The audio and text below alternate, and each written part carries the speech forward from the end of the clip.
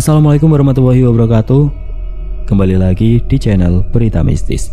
Untuk kisah kali ini ada sebuah cerita dari tulisannya Jenar Moksa, sebuah kisah yang berjudul Darah Leak. Dan sebelum kita lanjut ke ceritanya, tekan dulu tombol like video ini dan jangan lupa tekan juga tombol subscribe channel ini. Nyalakan juga lonceng notifikasinya agar tidak ketinggalan cerita-cerita lainnya dari channel ini.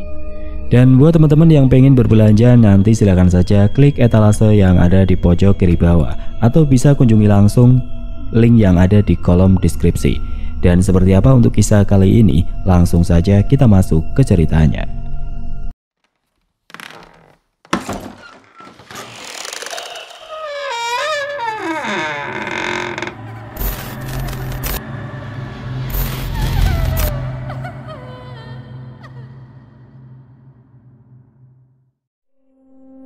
Sembari menunggu piring, Kewulan Widara mengangguk. Meskipun rasanya berat melanggar aturan dari sang mertua, akan tetapi apalah daya, Al-Ghazali terlalu menginginkan hal itu, dan momen ini tidak akan terulang lagi. Kewulan Widara juga merasa asalkan jangan sampai kedua mertuanya tahu, tentu akan aman saja. Itu pikir perempuan cantik itu, dan langsung menjawabnya.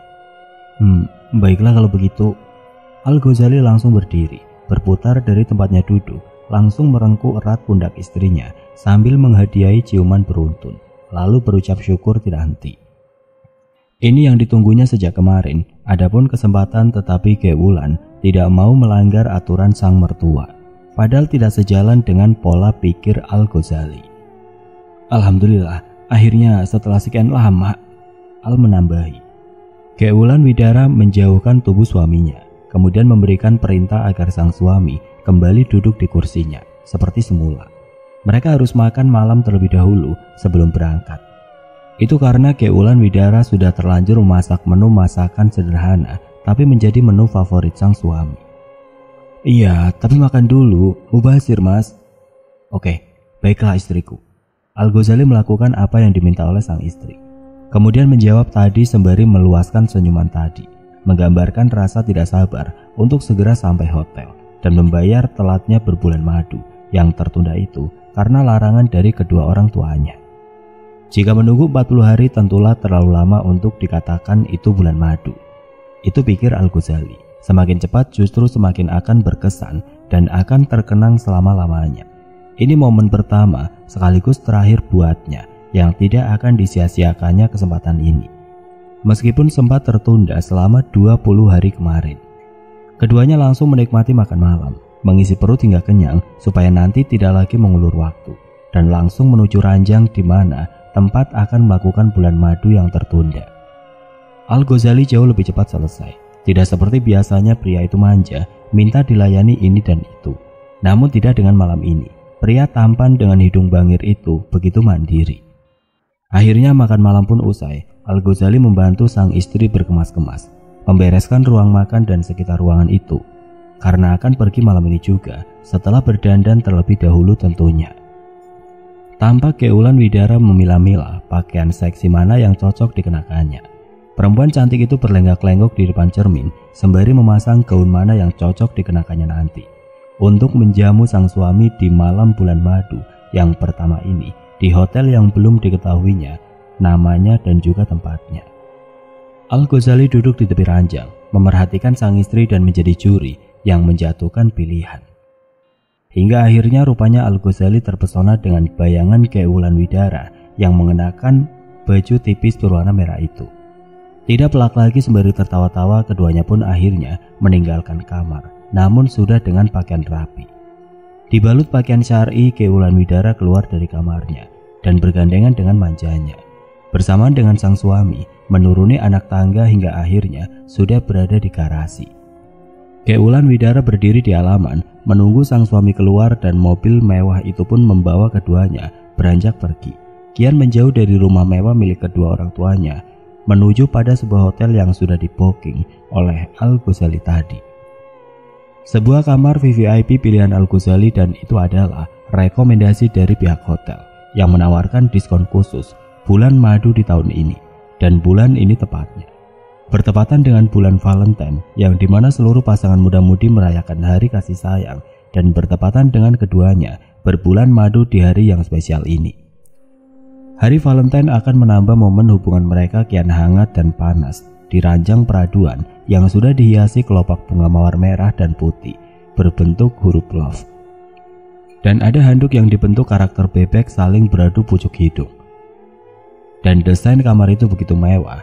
Ketika sudah berada di dalam kamar itu, tadi mata Ki Wulanwidara ditutup oleh Al-Ghazali. Setelah berada di tepi ranjang, barulah kedua tangan Al-Ghazali melepaskan pekapannya pada mata sang istri. Surprise!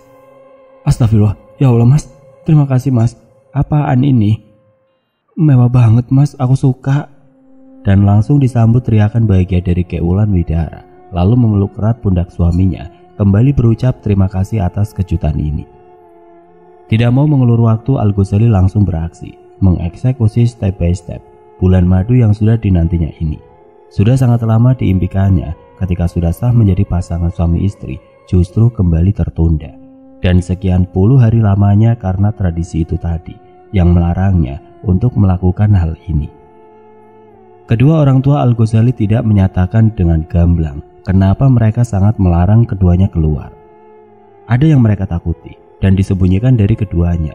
Ini adalah hari kelahiran Ki Wulanwidara. Itu kata I Gusti Jagat, dan remaja putri itu tidak boleh keluar karena hari naasnya adalah menjelang weton kelahiran dan harus dijaga.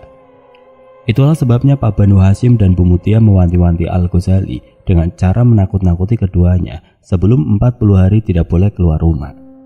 Akan tetapi tanpa sepengetahuan kedua orang tuanya itu ditentang. Justru kini keduanya memadu kasih sebagaimana layaknya pasangan suami istri yang sah dan dalam fase cinta-cintanya dan panas-panasnya. Keduanya berpacu di area balap penuh gelora hingga tubuh keduanya menyatu tanpa sekat dan beradu peluk.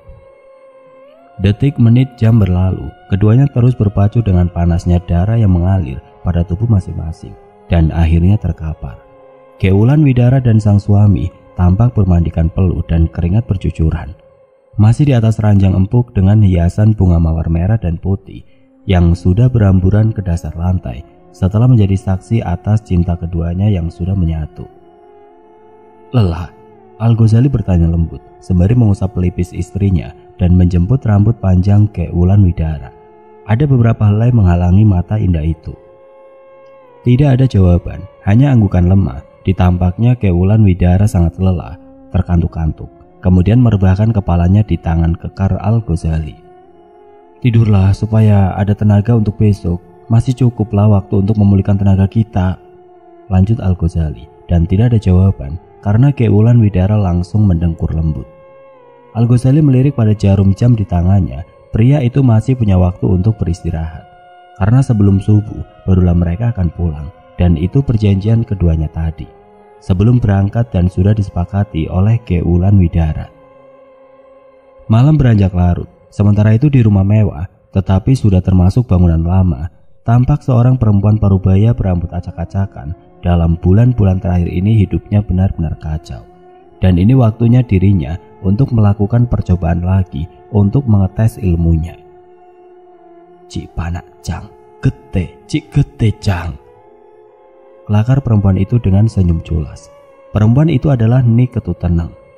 Setelah tadi memastikan pada kalender bahwa ini adalah neptu Ki Wulanwidara, remaja putri yang cantik jelita, buah cintanya dengan Imade Sudikerta yang sudah almarhum. Sementara itu di rumah dengan halaman yang luas dan masih seperti dulu, justru semakin banyak dedaunan kering yang terhampar di halaman rumah tersebut.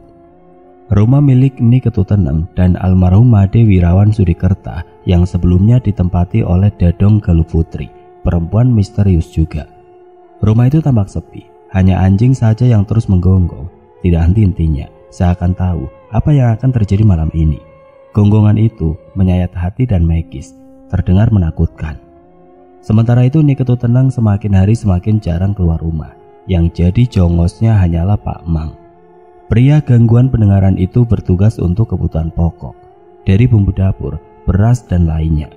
Begitulah seterusnya semenjak Ki Wulanwidara tidak lagi di rumah, dan hal itu semenjak kematian Made Wirawan Sudikerta. Tapi kini Ni Ketuteneng lebih parah setelah Ki Wulanwidara menjauhinya. Kekecewaan itu membuat Niketu Tenang semakin mengasingkan diri dan menutup usaha miliknya yang awalnya masih ada dan di bawah kelolahan Kewulan Widara. Namun semenjak remaja itu memutuskan untuk menikah, maka dikembalikannya usaha itu lewat perantara I Gusti Jagat saat itu sebelum berangkat ke Pulau Jawa. Dari hasil gerai homestay itu, Kewulan Widara mencukupi keperluan dan kebutuhannya. Padahal sebenarnya usaha itu bergeliat pesan, tetapi perempuan itu memilih untuk mengasingkan diri, tidak mau melanjutkan usaha yang sudah berhasil dikembangkan oleh Kewulan Widara.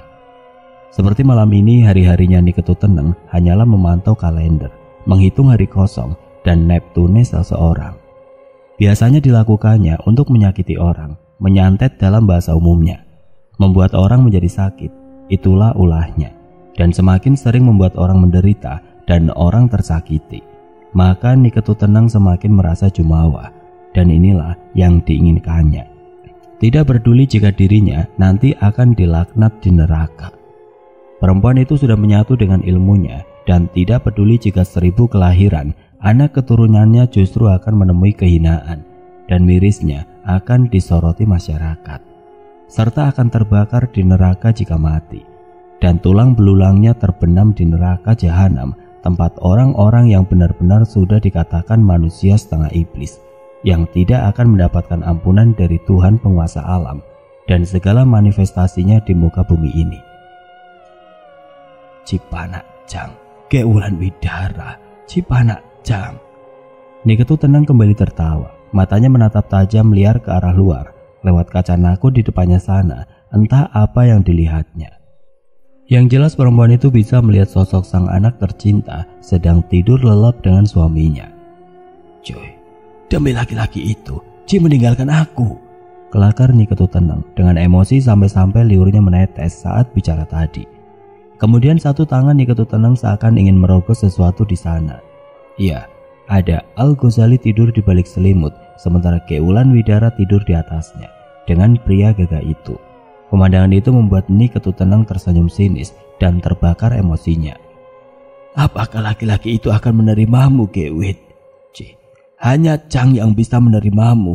Chang akan membuktikan itu. Ci akan berlutut kepadaku." Niketu Tenang kembali tertawa lepas sembari mengingsut dari tempat duduknya. Sementara itu anjing di luar sana terus menggonggong dan semakin kencang. Tampak Pak Mang di sana di base camp, tapi hanya terdiam. Pria itu akan kembali menjadi saksi atas segala yang terjadi di rumah itu. Pak Mang sebenarnya pria yang juga bisa menjadi leak. Itulah sebabnya betah tinggal dan mampu bekerja lama di rumah itu. Bahkan ketika berusaha untuk menyelamatkan remaja-remaja konyol itu, Pak Kemang justru berubah menjadi mobil dan jadi bulan-bulanan remaja konyol. Pak Mang membiarkan tubuhnya jadi bulan-bulanan ketimbang majikannya akan menghabisi remaja-remaja itu beberapa bulan yang lalu. Niketu Tenang berjalan ke arah belakang rumahnya, menyusuri lorong karena rumah itu cukup luas, memanjang, dan dipagar setinggi atap rumah, hingga tidak akan ada orang yang bisa mengintip apapun yang sedang dilakukannya. Tampak di atas ujung beton sana ada backing yang ditancapkan, bahkan kawat berduri, itu sebagai penghalang demi privasinya yang terjaga. Niketu Tenang terus melangkah. Perempuan itu akan melakukan apa yang sudah direncanakan semenjak lama, dan baru ini akan terkabulkan. Perempuan itu akan memasrahkan dirinya kembali untuk yang kedua kalinya setelah pertama saat menerima ilmu dari Dadong Galuputri, orang tuanya. Niketu Tenang akan menyerahkan dirinya pada Batari Durga, sang penguasa dunia gelap.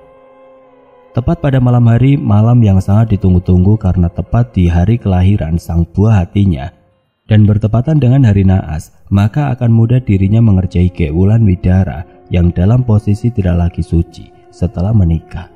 Niketu Tenang harus pergi ke kuburan malam ini dan harus mendirikan sanggah cucuk atau tempat persembahan yang terbuat dari bambu dan nantinya akan ditancapkannya di tanah untuk proses selanjutnya. Namun untuk sekarang perempuan itu tidak harus ke kuburan. Tetapi saat awal Niketu Tenang menerima ilmu leak dari Dadong Galuputri, saat itu dirinya wajib ikut serta ke sebuah kuburan dan berusaha keras jangan sampai ada satu mata pun melihat apa yang mereka lakukan di sana, melakukan ritual sebagai pewaris ilmu leak. Niketu Tenang berjalan ke arah belakang dan kini sudah berada di ujung rumahnya. Ada hamparan pepohonan rindang di sana dan diterangi oleh lampu minim cahaya yang tergantung di sudut dapur, lampu neon 5 watt. Tidak cukup membantu mata melihat dengan jelas, tapi itu tidak berlaku dengan Niketu Tenang. Perempuan itu sudah di ujung bangunan, tepatnya di sudut dapur. Hanya bayangan saja yang terlihat. Perempuan itu sudah mengambil media yang dibutuhkannya. Ada sangga cucu tersedia di sana dan sudah dipersiapkan olehnya semenjak lama. Itu karena sudah sejak jauh hari akan melakukan ritual ini, maka dipersiapkannya segala sesuatunya. Tepatnya semenjak Kewulan Widara didengarnya terbang ke Pulau Jawa. Berarti dengan demikian, dirinya harus tega meskipun dikatakan kejam sekalipun. Ini demi eksistensinya ilmu mulia yang diwariskan kepadanya dan harus diturunkan kepada anaknya.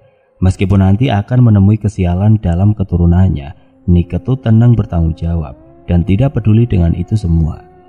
Sangga cucuk sudah di tangannya. Tampak Niketu Tenang sudah berjalan dan dengan langkah pasti perempuan itu menuju gelapnya malam. Niketu Tenang berjalan ke arah belakang karena bangunan rumahnya masih luas memanjang ke belakang. Dan di sana sangat sepi. Bahkan suara anjing miliknya yang menggonggong pun sudah terdengar jauh di depan sana dan tidak ada kicau melata malam. Sekedar jangkrik atau kodok yang ada hanya kunang-kunang berkeliaran. Bahkan menabrakkan diri pada tubuh Niketu Tenang. Entah kawanan kunang-kunang itu akan berani menyaksikan atau tidak. Entah sanggup menyaksikan apa yang dilakukan oleh Niketu Tenang sebentar lagi. Karena perempuan itu sudah sampai di tempat yang akan dipakainya melakukan ritual tari untuk mengerjai Kewulan Widara dan pada hari yang sudah dinanti-nantikan.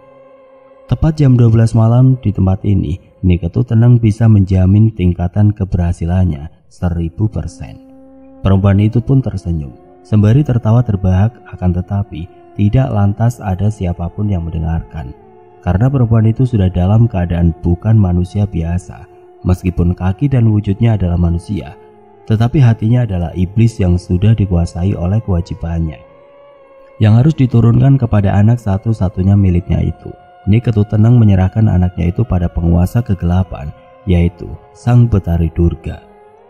Kemudian setelah tawanya terhenti, perempuan itu kembali berjalan tanpa temaram. Niketu Tenang hanya mengandalkan cahaya dari rembulan yang bersinar tidak begitu terang, tetapi cukuplah membuat matanya bisa memastikan bahwa langkahnya tidak salah. Akan tetapi cahaya minim dari rembulan malam itu tidak lantas membuat tubuhnya nampak. Karena Niketu Tenang posisinya mengenakan pakaian serba hitam dengan atasan kebaya hitam dan dililit kain loreng yang digunakannya mengganti rok. Dan satu tangan perempuan tua itu memegangi penyangga sangga cucuk. Sangga itu terbuat dari bambu dan ada anyamannya di atasnya. Untuk menaruh sesajen, bambu sangga cucuk itu sudah tidak lagi basah karena sudah lama jadi mengering, dan Niketu Tenang punya beberapa di sana. Niketu Tenang sebagai perwaris ilmu leak dan dalam ajaran jalur kiri sudah matang dengan rencananya. Dalam gelapnya malam, tubuh Niketu Tenang dikelilingi oleh kunang-kunang yang terus saja sejak tadi mengikuti. Akhirnya Niketu Tenang sampai pada sudut pembatas perkintalan. Bangunan rumah miliknya ada pohon beringin di ujung sana dan sudah lumayan besar pohonnya karena ditanam oleh Dadong Daupuri semenjak muda dan kisaran seusia dengan umur Niketu Tenang. Perempuan yang sudah tampak berbeda itu sudah berdiri di tempat angker itu lagi setelah sekian lamanya tidak menginjakkan kaki di situ. Dulu Niketu Tenang harus ke tempat itu terlebih dahulu dan melakukan tari untuk merubah wujudnya atau untuk menyebarkan penyakit sejenis santet. Akan tetapi tidak dengan sekarang. Itu karena Niketu Tenang sudah mahir dan ilmu leak itu sudah mendarah daging padanya, sehingga tidak perlu melakukan ritual terlebih dahulu untuk berubah wujud menjadi apapun yang diinginkannya. Dulu awalnya saat Niketu Tenang menerima ilmu leluhur itu, prosesnya ekstrim. Perempuan itu diajak ke sebuah kuburan, dan kuburan tempat pemulasaran jenazah dikremasi secara dibakar, masih dengan cara tradisional. Kuburan itu adalah tempat angker satu-satunya yang ada di wilayah itu, dan menjadi tempat Dadong Daupuri untuk mewariskan ilmunya pada Niketu Tenang saat itu. Dan Niketu Tenang muda saat itu langsung melakukan tari sakral untuk menerima ilmu dari sang ibu.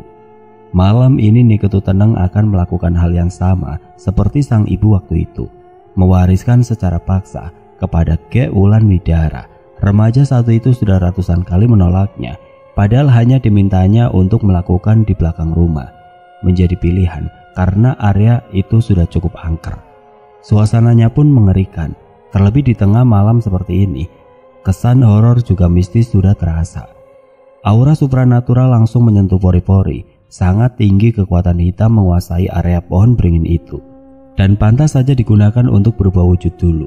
Dan kini Nyi Ketut Teneng akan mengulangi tari sakral itu, dan ditunjukkan kepada Ge Wulan Widara yang ada di kamar sana, dan masih terlelap bantalan tangan pria yang sudah menodainya dalam konteks hubungan suami istri yang sah.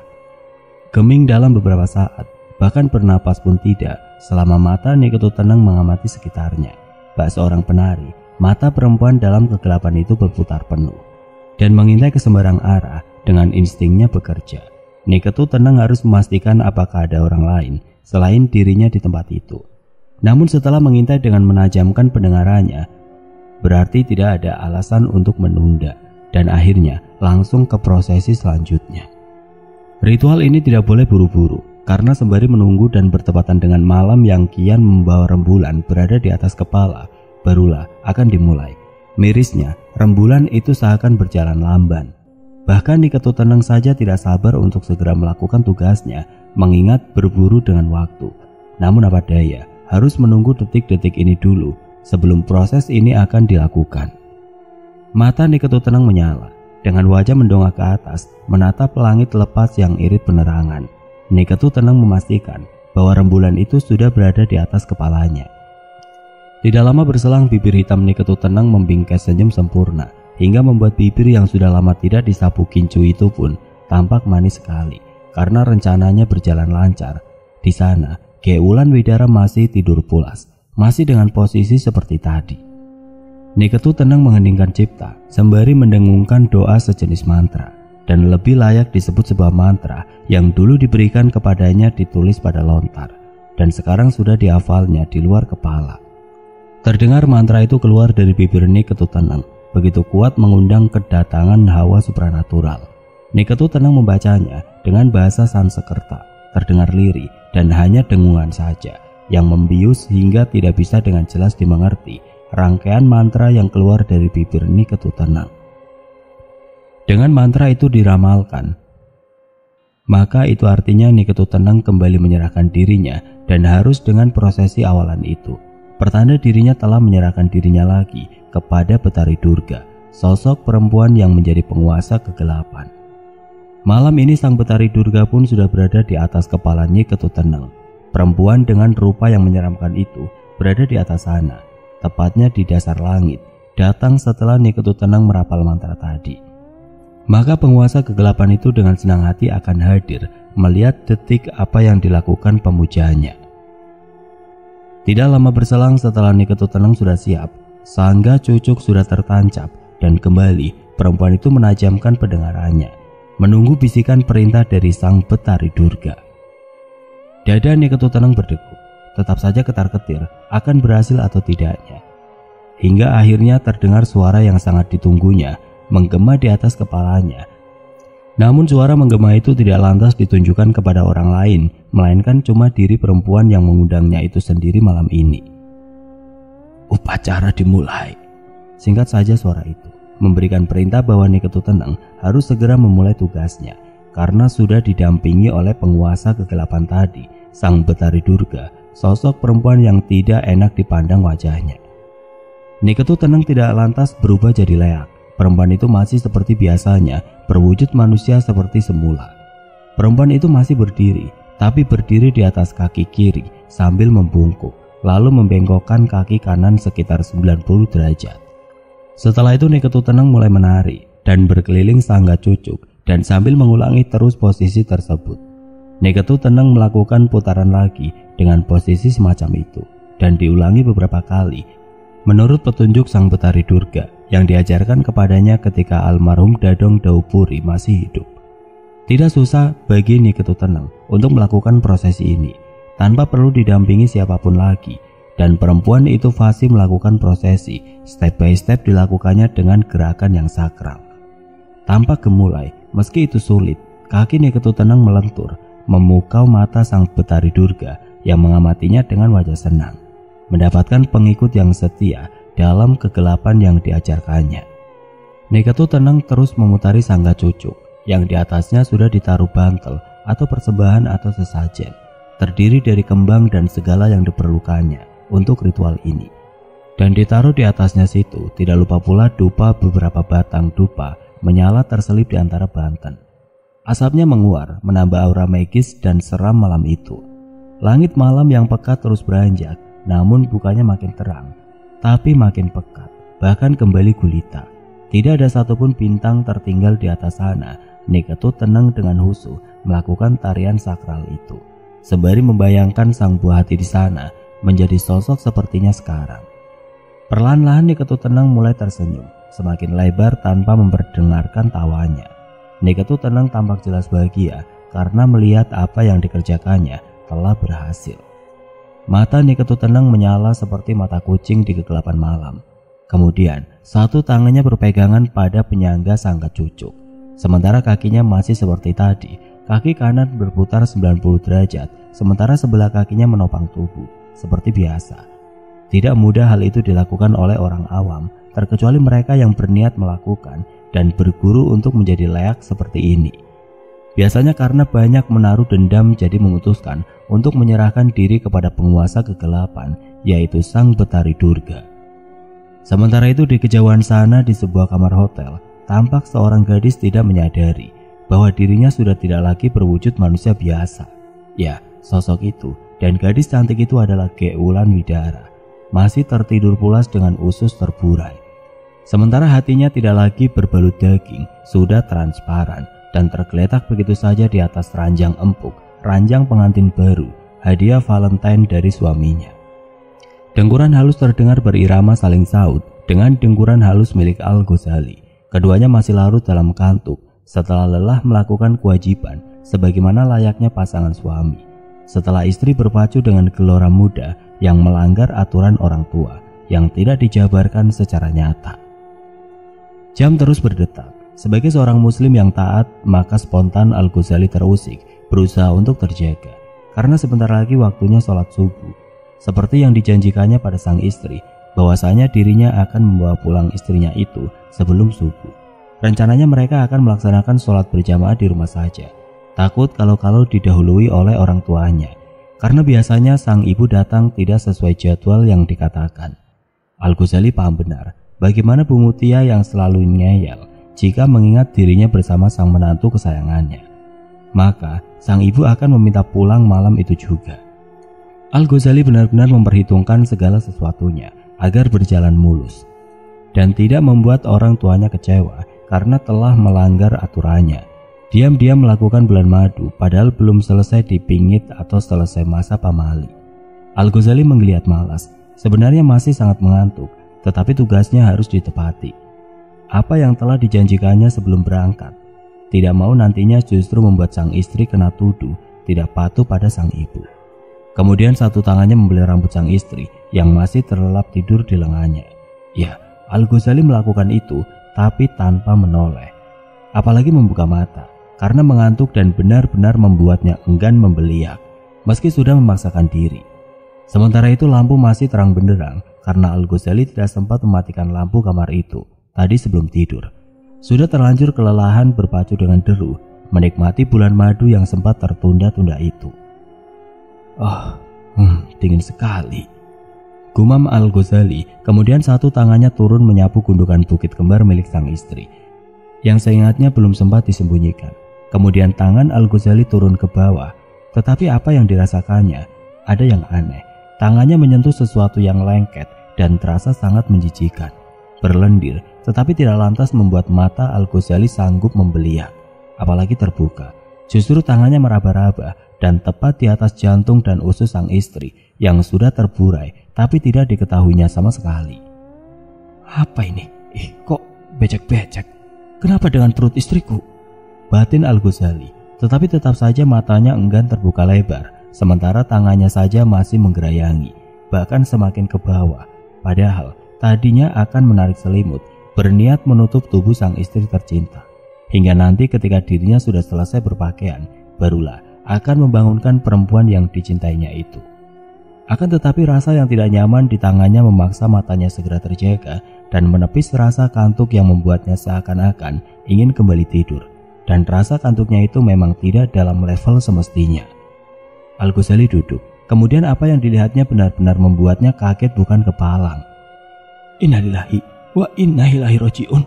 Astagfirullah, subhanallah. Pakik Al-Ghazali langsung loncat dari ranjang dan langsung mengempaskan tangannya. Awalnya tangannya masih berada di atas jantung Keulan Widara yang terburai tanpa tertutup daging. Mata Al-Ghazali melotot, mulutnya menganga lebar melihat pemandangan yang luar biasa di atas ranjang. Beralaskan bed cover putih dan taburan bunga mawar, dilihat tidur sosok menakutkan. Al-Ghazali baru tersadar bahwa dirinya tidur dengan sosok setan. Ya, Keulan Widara sudah berubah menjadi leak. Kepalanya masih serupa manusia dan tidak ada bedanya. Akan tetapi jantungnya terburai dan ususnya bergelantungan, sementara kaki jenjang itu tidak lagi nampak di sana. Al-Ghazali bersandar pada dinding, nafasnya memburu, belum tahu harus berbuat apa.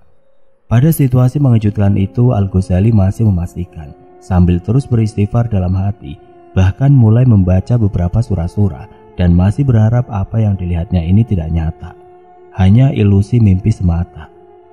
Al tidak percaya akan cerita konyol yang melegenda selama ini, turun-temurun dari generasi ke generasi. Leak masih saja dipercayai di tempatnya menempuh pendidikan perguruan tinggi di kota sejuta wisata waktu itu. Namun sampai selesai membaca Yasin dan Al merangkumnya dengan surat pendek yang mendukung untuk mengusir roh jahat selesai, tetapi tetap saja Keulan Widara masih tidur dengan pulas, seperti tidak sadar sudah berubah menjadi sosok manusia pewaris ilmu leak. Karena memang tadi Al-Ghazali memindahkan kepala istrinya dengan sangat hati-hati, menyingkirkan dari lengannya supaya tidak mengganggu lelap tidur sang istri. Hingga perempuan itu masih mendengkur lembut sekarang, seakan berada dalam kenyamanan pelukan sang suami seperti semalam. Usus Keulan Widara kembang kempis, begitu juga dengan jantungnya. Temaram lampu kamar pengantin itu serupa cahaya matahari di siang bolong. Jadi tidak mungkin Al-Ghazali salah lihat. Setelah kembali mengusap wajahnya sendiri, spontan Al-Ghazali pun menjerit dan membangunkan Keulan Widara yang tertidur. Karena sudah terbuai lewat ajian pengantar tidur yang didengungkan oleh Nyi Ketuteneng di rumahnya tadi. Itu yang membuat gadis cantik itu sekarang benar-benar terbuai dalam kantuknya. Namun teriakan sang suami tercinta barusan mampu membuat Keulan Widara sadar dan sekarang langsung duduk. Justru terbalik. Keulan Widara kaget melihat suaminya bersandar di depan lemari, sembari menunjuk ke arahnya yang belum sadar dengan apa yang dikatakan oleh sang suami tercintanya itu.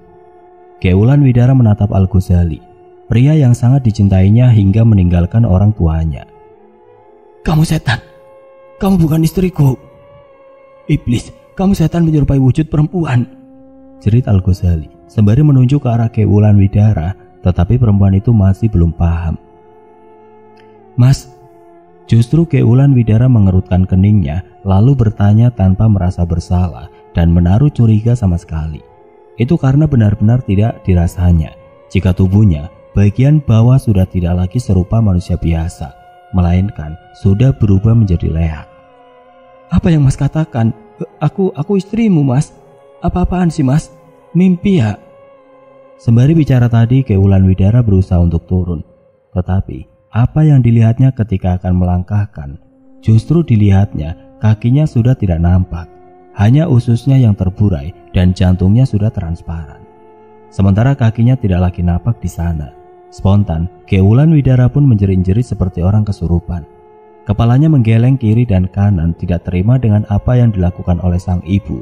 Perempuan tua itu memang terus saja mengintai dirinya. "Ibu, apa yang Cik lakukan kepadaku? Sekarang puaskah Cik mengerjaiku?" Keulan Widara histeris, menjerit seperti itu dan sejadi-jadinya. Keulan Widara sudah diketahui oleh Al-Ghazali kalau jadi leak, bahkan pria itu tidak berani mendekatinya. Saat Keulan berusaha menjelaskan, justru suaminya mengacungkan vas bunga setelah tadi berlarian ke sudut meja. Al mendapatkan vas bunga berukuran lumayan besar dan hanya itu satu-satunya alat untuk menakuti perempuan yang sudah berubah seram itu. agar supaya tidak berusaha untuk mendekat kepadanya. Kewulan Widara tidak lagi melangkah menggunakan kaki, tetapi tubuhnya terbang beberapa jengkal dari permukaan lantai. Kewulan Widara berusaha menggapai tangan suami, tapi malah menjerit sembari menunjuknya. "Jangan mendekat, kamu setan. Kamu telah menipu. Kamu perempuan iblis dan pantas saja kamu bisa membuatku jatuh cinta. Rupanya kamu adalah setan yang menyerupai manusia. Dasar buruk. Kenapa kamu menyerupai perempuan cantik? Mengerikan. Ini aslinya kamu, Kek. Kamu setan. Aku tidak menerimamu. Sekarang juga pergi dari sini. Atau aku akan memanggil petugas keamanan hotel ini untuk membunuhmu. Jadi cepat pergi, mumpung aku berbaik hati kepadamu."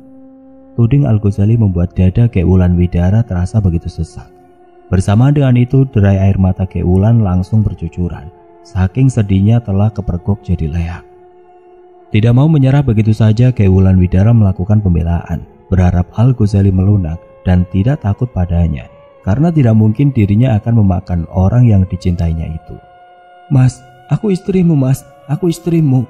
Aku sedang dikerjai dengan orang tuaku. Dia yang menginginkan aku seperti ini."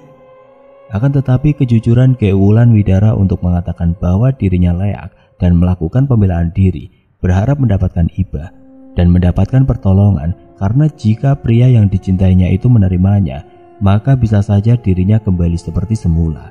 Tapi sayangnya, Al-Ghazali mengambil segala yang bisa diraihnya, dari bantal, vas bunga berukuran besar, sendal, dan tas kosmetik miliknya. Justru diharamkannya ke wajah Kewulan Widara.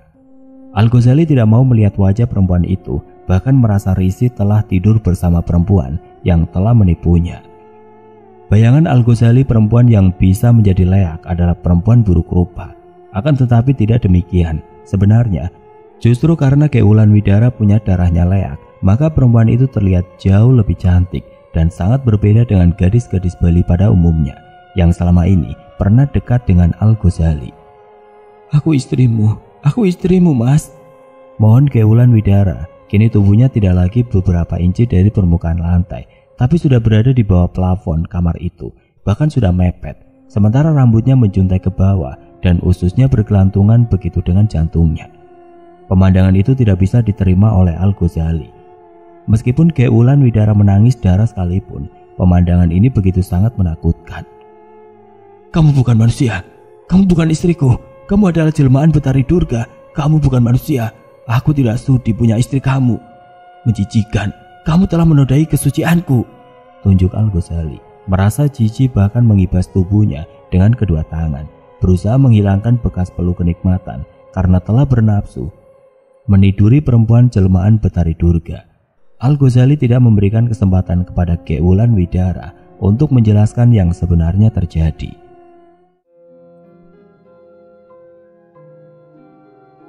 Oke teman-teman, sampai di sini dulu ceritanya. Nantikan kelanjutan kisah ini di video berikutnya. Agar tidak ketinggalan, klik tombol subscribe channel ini dan nyalakan lonceng notifikasinya.